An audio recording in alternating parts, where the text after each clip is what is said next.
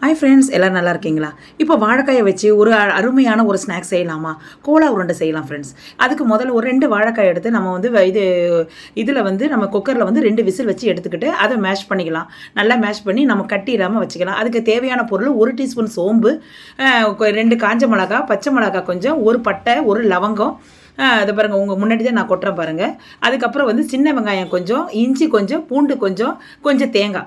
இது எல்லாத்தையும் போட்டு நல்லா கொஞ்சம் நொர நொரன்னு அரைச்சிக்கிட்டு அந்த விழுதலை நம்ம போட்டுக்கலாம். வாழைக்காய் விழுதலை போட்டுக்கிட்டு கொஞ்சோண்டு வந்து நம்ம கொத்தமல்லி போட்டுக்கலாம் ஃப்ரெண்ட்ஸ். அதுக்கப்புறம் தேவையான அளவு உப்பு. அவ்வளோதான் ஃப்ரெண்ட்ஸ். இதெல்லாம் போட்டு நல்லா கலக்கிக்கிட்டு எண்ணெயை கொஞ்சம் கையில் தடவிங்க, ஒட்டாமல் இருக்கிறதுக்காக. உருண்டை சிறு சிறு உருண்டைகளை இது நீங்கள் உருட்டிக்கிங்க. உங்கள் இஷ்டம் போல் நீங்கள் வடையாக கூட தட்டிக்கலாம். அப்படியே நம்ம இது பாருங்க, உங்கள் முன்னாடி தட்டி வச்சுருக்கிறேன்.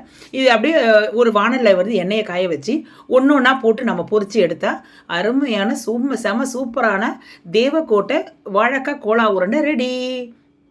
இப்போ ஒரு சாஸோடு வச்சு சாப்பிட சூப்பர். அதில் கருவேப்பிலையை மேலே தூவிட்டு அருமையாக இருக்கும்.